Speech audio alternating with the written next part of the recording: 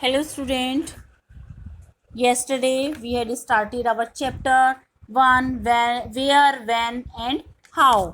कल हमने अपना चैप्टर स्टार्ट किया था कहाँ, कब और कैसे. Today we will continue our topic and we will start our topic colonial period. Many historians refer to the period of British as the colonial period. बहुत सारे ऐसे हिस्टोरियन हैं जो कि जिस ब्रिटिश को कॉलोनियल पीरियड से रेफ़र करते हैं. This is because India was a victim of colonial dominion and exploitation. वो इसको कॉलोनियल पीरियड से इसलिए रेफ़र करते बहुत उस टाइम पर इंडिया को ब्रिटिशर्स ने बहुत एक्सप्लॉइट किया था या उनके ऊपर अपनी सत्ता को जमाया था. This period extends approximately from the middle of 18th contemporary 18th century the India's independence. ये पीरियड हमारा अप्रॉक्सीमेटली मिडिल 18 से लेकर जब तक हमारे देश को आज़ादी नहीं मिली तब जाता है. Period tales how the British establish their control over India's political and economic system and how India's culture and society came under the influence of the British rule excluding a few. ये जो period है हमें ये बताता है कि किस तरह से ब्रिटिशर्स ने यहाँ पर अपना कंट्रोल इस्टेब्लिश किया और किस तरह से उन्होंने यहाँ पर पॉलिटिकल और इकोनॉमिक सिस्टम पर अपना अधिकार स्थापित किया, कैसे यहाँ की सोसाइटी और कल्चर के ऊपर उन्होंने अपना इन्फ्लुएंस दिखाया. This was dynamic period also in the world history as during this जो जितनी भी इवेंट्स हुई हैं या घटनाएं हुई हैं उसका एक डायनामिक पीरियड है. और यहाँ पर बहुत सारी इवेंट्स जैसे आपका Russian revolution, French revolution, American war of independence, first world war और second world war took place.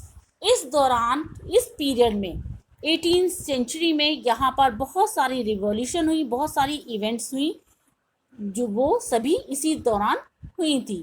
Sources of information, official record. बहुत सारे ऐसे सोर्सेज हैं.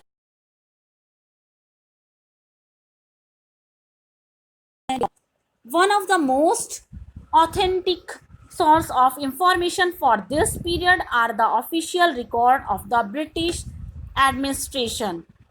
सबसे ज़्यादा महत्वपूर्ण एक और पास जो स्रोत है वो है ब्रिटिश एडमिनिस्ट्रेशन का ऑफिशियल रिकॉर्ड.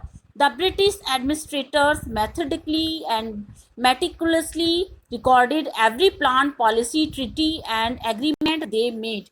आप लोग जानते हैं कि ब्रिटिशर्स का जो सिस्टम था या एडमिनिस्ट्रेशन सिस्टम था वो बहुत ही सिस्टमेटिक तरीके से चलते थे.